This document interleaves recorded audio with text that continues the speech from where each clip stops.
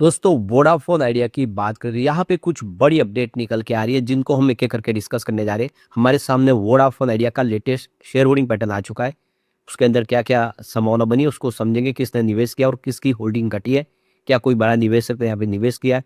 इसके अलावा Vodafone idea के मैनेजमेंट की तरफ से जम के एक गुड न्यूज़ निकल के आ रही है जिसको समझने की कोशिश करेंगे इस वीडियो के माध्यम से। तो सबसे पहले वोडाफोन आइडिया के कारोबार की बात कर ले तो देख सकते हो कि फ्राइडे को स्टॉक के अंदर हमने गिरावट देखी है। 8.71 के आसपास क्लोजिंग देखने को मिली जिसमें 1.5% की भारी गिरावट हुई। तो स्टॉक काफ़ी दबाव में आ गया। लगातार आप देख रहे हो स्टॉक में गिरावट का सिलसिला जारी है। स्टॉक काफ़ी नीचे आ रहा है और यहाँ पे सबसे बड़ी गौर करने वाली बात है कि स्टॉक की जो शुरुआत थी वो फ्लैट हुई थी 8.85 पर। उसके बाद कुछ हल्की सी तेजी बनी लेकिन उसके बाद गिरावट का सिलसिला शुरू हुआ। स्टॉक आ गया नीचे की तरफ। तो ये देख सकते हो कि स्टॉक काफ़ी ज़्यादा दबाव में चल रहा है इस समय और इसके पीछे सबसे बड़ी वजह है कि जो मामला है अभी सुप्रीम कोर्ट में सुनवाई कुछ हो नहीं रही है। लगातार सुनवाई आगे बढ़ रही है, फैसला आ नहीं रहा है। वैसे अगर आप देखें तो स्टॉक ने 2 महीनों में काफ़ी अच्छा प्रदर्शन भी किया है क्योंकि आप ये क्लियरली देख सकते हो कि 14 अगस्त को स्टॉक जो था यहाँ पे 6.15 के आसपास था। वहाँ से इसने काफ़ी अच्छी दौड़ लगाई है और स्टॉक काफ़ी बेहतर हुआ है क्योंकि आप देख सकते हो कि 7 अक्टूबर को अगर आप देखें तो ये क्लियरली देख सकते हो कि 9 रुपये के ऊपर चला गया था। तो इस हिसाब से देखिए तेज़ी का वातावरण भी बना लेकिन अभी स्टॉक फिर से नीचे की तरफ आ गया है। अब यहाँ पे जो बड़ी अपडेट निकल के आ रही है देख सकते हो कि वोडाफोन आइडिया की तरफ से अभिजीत किशोर का जो बयान निकल कर आया है उनका कहना है कि 5G सर्विस की वजह से हमारा जो ग्रोथ है वो आने वाले समय काफ़ी बेहतर रह सकता है। हम लगातार अपनी कैपेसिटी को एक्सपांड कर रहे हैं। हमने पिछले 1 साल में 100 वीआई स्टोर नए खोल दिए और इस समय हमारे 2500 एक्सक्लूसिव स्टोर्स है पूरे कंट्री के अंदर। यानी आप देख सकते हो कि लगातार कंपनी का बिजनेस है जो लगातार बढ़ रहा है और क्लियरली देख सकते हो कि ये 2500 तक स्टोर पहुंच चुके जो इस साल इन्होंने 100 स्टोर को ऐड कर लिया। तो इससे आप क्लियरली समझ सकते हो कि कंपनी तेज़ी से अपने बिजनेस में आगे बढ़ रही है और जो पीछे रह गया उनका कामकाज उसको भरपाई की कोशिश की जा रही है।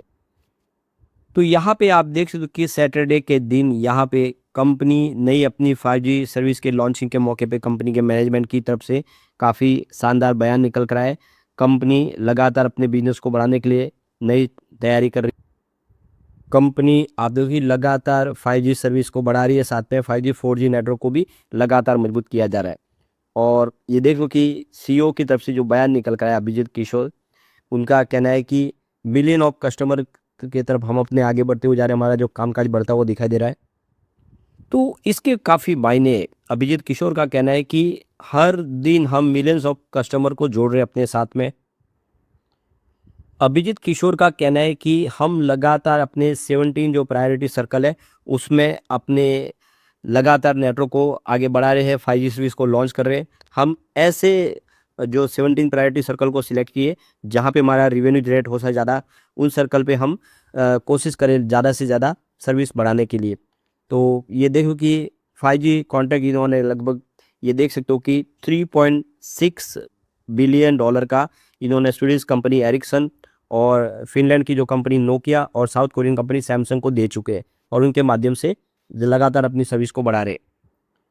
तो यहाँ पे अभिजीत किशोर का कहना है कि हमारी जो एआई और सेल्फ ऑर्गेनाइजिंग नेटवर्क यानी कि SON की माध्यम से हम अपनी सर्विस को तेज़ी से बढ़ा रहे हैं।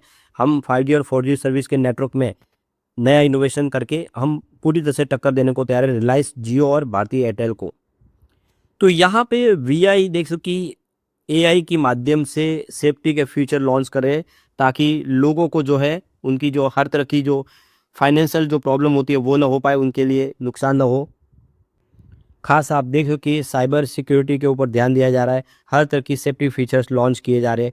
तो कुल मिला के आप देख सकते हो कि आने वाले समय वोडाफोन आइडिया बेहतर करने को तैयार है ताकि जो साइबर अटैक स्पैम से लोगों को बचाया जा सके, उनकी गाड़ी कमाई को बचाया जा सके, उनको नुकसान ना हो।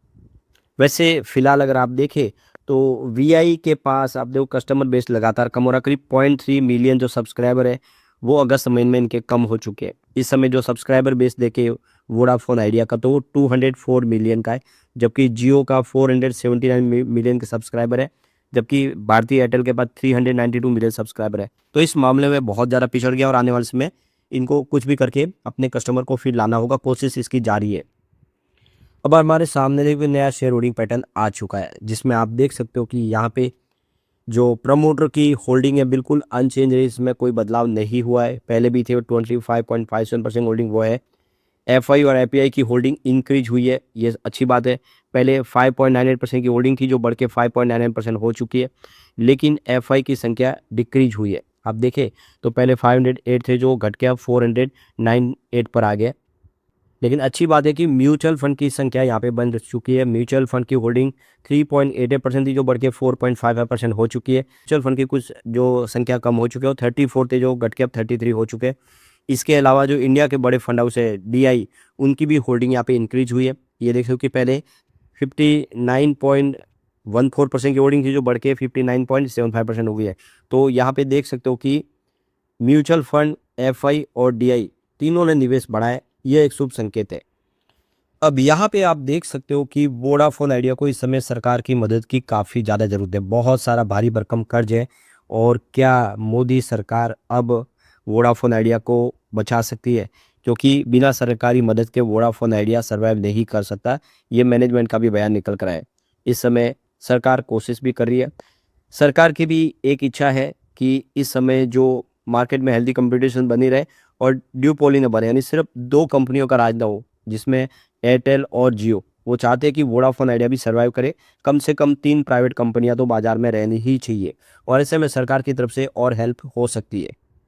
तो गवर्नमेंट ने आप देख सकते हो कि ऑलरेडी पहले बहुत सारी मदद की है। सरकार ने यहाँ पे करीब 48.99% की स्टेक ले ली है, और अब इससे ज़्यादा स्टेक सरकार बढ़ा नहीं सकती, क्योंकि अगर इससे ज़्यादा स्टेक बढ़ाएगी तो फिर एक सरकारी कंपनी बन जाएगी, और बिल्कुल सरकार नहीं चाहती कि एक गवर्नमेंट कंपनी बने, और इसीलिए सरकार कोई और रास्ता निकालना चाहती है। सरकार की मंशा है कि कोई प्राइवेट प्लेयर यहाँ पे निवेश करे, और जो प्रमोटर के पास से स्टेक ले उनका यहाँ पे देखे दखल भी हो मैनेजमेंट के अंदर। तो ये अपेक्षा की जा रही है, और साथ में मामला सुप्रीम कोर्ट में, उसके बाहर भी सुलझाने की कोशिश हो रही है। हो सकता है कि जल्द ही इसका कोई फैसला आएगा और वोडाफोन आइडिया इस मुसीबत से बाहर निकल जाएगा।